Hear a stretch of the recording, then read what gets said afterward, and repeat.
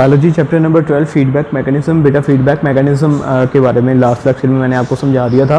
The mechanism which is controlled by it's output इस called the feedback mechanism. एक ऐसा mechanism जो कि अपनी आउटपुट की वजह से कंट्रोल होता है उसको हम लोग फीडबैक मैकेनिज्म का नाम देते हैं। And it has two types, negative feedback mechanism and positive feedback mechanism. तो आज जो है वो हम लोग ये देखेंगे कि what is the difference between the negative and positive feedback mechanism.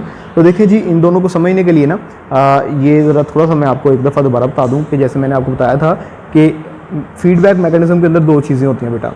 एक होती है जी इनपुट और दूसरा क्या होती है, आउटपुट। ठीक है।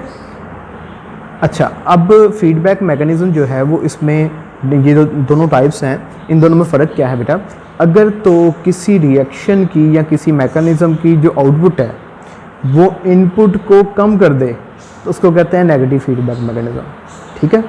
और अगर उसकी आउटपुट जो है वो इनपुट को ज़्यादा कर दे तो उसको हम लोग कहते हैं पॉजिटिव फीडबैक मैकेनिज्म। ठीक है। दोबारा बता रहा हूँ कि अगर किसी मैकेनिज्म की, किसी रिएक्शन की जो आउटपुट है, आउटपुट वो काम होता है जो हमारे पास जो रिस्पॉन्स आता है ना बेटा, उसको आउटपुट कहते हैं। तो अगर आउटपुट जो रिस्पॉन्स हमारे पास आया है उस रिस्पॉन्स की वजह से इनपुट जो है बेटा वो कम हो जाए तो उसको कहेंगे नेगेटिव फीडबैक मैकेनिज्म। और अगर इनपुट जो है वो ज़्यादा हो जाए तो फिर उसको हम लोग क्या नाम देंगे, पॉजिटिव फीडबैक मैकेनिज्म। ठीक है जी, बात समझ लग गई। अच्छा, अब ये ज़रा मैं इन दोनों में जो है ना वो डिफरेंस आपको एग्जांपल के ज़रिए बताता हूँ। देखें जी, नेगेटिव फीडबैक मैकेनिज्म में उसने बताया है कि देखें एक चीज़ हमें पता है कि ब्लड ग्लूकोज कंसनट्रेशन जो है ना इसको आउटपुट कहते हैं, ये आउटपुट होती है ब्लड ग्लूकोज कंसनट्रेशन। ठीक है। अगर ब्लड के अंदर ग्लूकोज की कंसनट्रेशन ज़्यादा होगी ना तो उसकी वजह से क्या होगा जी, पैंक्रियाज जो है वो क्या सिक्रीट करवाना स्टार्ट कर देगा, इंसुलिन सिक्रीट करवाना स्टार्ट कर देगा। अब जैसे ही इंसुलिन सिक्रीट होगी, इंसुलिन जो है वो क्या करेगी, ब्लड में ग्लूकोज के लेवल को मेंटेन करवाएगी, इक्वल करवाएगी। जैसे ही ब्लड में ग्लूकोज का लेवल जो है, ग्लूकोज की कंसनट्रेशन जो है वो इक्वल होगी, इंसुलिन की सिक्रीशन कम हो जाएगी, इंसुलिन की सिक्रीशन कम हो जाएगी। तो इंसुलिन की सिक्रीशन बेटा कम होगी ना तो ये किसकी वजह से हो रही है, आउटपुट की वजह से। आउटपुट क्या था, ब्लड में ग्लूकोज की कंसंट्रेशन को इक्वलाइजेस करवाना। तो इक्वल करवाने की वजह से जैसे ही इक्वल हुआ इंसुलिन बनना बंद हो, क्योंकि इंसुलिन का काम जो है वो ख़त्म हो गया। तो इस तरह के रिएक्शन को, इस तरह के मैकेनिज्म को हम लोग कहते हैं नेगेटिव फीडबैक मैकेनिज्म के आउटपुट ने इनपुट को कम कर दिया, आउटपुट ने इनपुट को कम कर दिया। अब इसी तरह से अगर जो है वो ब्लड के अंदर ग्लूकोज की कंसंट्रेशन नॉर्मल से कम हो जाए तो फिर क्या होता है, फिर जो है ना जो हमारा पैंक्रियाज है वो क्या करता है, जो ग्लूकागॉन एक एंजाइम है उसको सिक्रीट करवाना स्टार्ट कर देता है। वो ग्लूकागॉन एंजाइम जो है वो क्या करवाता है, ब्लड में ग्लूकोज की कंसंट्रेशन को नॉर्मल से जो कम हो गई हुई है उसको नॉर्मल करवाता है।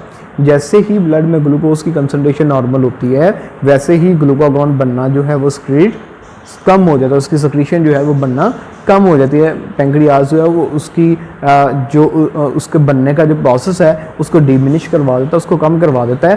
तो अब देखें जी, एक रिएक्शन की आउटपुट की वजह से जो कि ब्लड ग्लूकोज कंसंट्रेशन थी, उस आउटपुट की वजह से इंसुलिन या ग्लूकोज की सिक्रीशन जो है वो कम हो रही है। इसको कहते हैं बेटा नेगेटिव फीडबैक मैकेनिज्म। ठीक है। जिसमें क्या होता है, आउटपुट की वजह से जो इनपुट है वो कम हो जाती है। उसके बाद जो दूसरा पॉजिटिव फीडबैक मैकेनिज्म, तो इसमें मैंने आपको बताया कि एक ऐसा मैकेनिज्म जिसमें आउटपुट की वजह से इनपुट ज़्यादा हो जाए, आउटपुट की वजह से इनपुट ज़्यादा हो जाए, उसको हम लोग जो है वो पॉजिटिव फीडबैक मैकेनिज्म का नाम देते हैं। जैसे कि एग्जांपल उसने बता दिया हमें। एग्जांपल ये है कि सकलिंग एक्शन जो है वो एक इन्फेंट का, एक बेबी का, जब वो मदर के ब्रेस्ट को जो है वो सक कर रहा होता है तो उस टाइम में हार्मोन जो है ना वो एक मदर के अंदर सिक्रीट होता है। वो हार्मोन जो है बेटा वो मिल्क की प्रोडक्शन को ज़्यादा कर देता है, मिल्क की प्रोडक्शन को ज़्यादा कर देता है। इसका मतलब है कि बच्चा जो है वो जितना ज़्यादा सक करेगा उतना ज़्यादा मिल्क की प्रोडक्शन होगी। तो मिल्क की प्रोडक्शन जो है ना वो आउटपुट है, वो इनपुट है, और जो सकलिंग एक्शन है वो आउटपुट है। तो सकलिंग एक्शन की वजह से मिल्क की प्रोडक्शन ज़्यादा हो रही है, इसको कहते हैं हम लोग पॉजिटिव फीडबैक मैकेनिज्म। ठीक है। More suckling leads to the more hormone which in turns lead to the more milk production. तो मिल्क की प्रोडक्शन भी इस तरह से ज़्यादा होगी। ठीक है। तो ये इन दोनों में डिफरेंस है बेटा कि आउटपुट की वजह से अगर इनपुट कम हो रहा है तो नेगेटिव फीडबैक मैकेनिज्म, आउटपुट की वजह से इनपुट ज़्यादा हो रहा है तो वो पॉजिटिव फीडबैक मैकेनिज्म।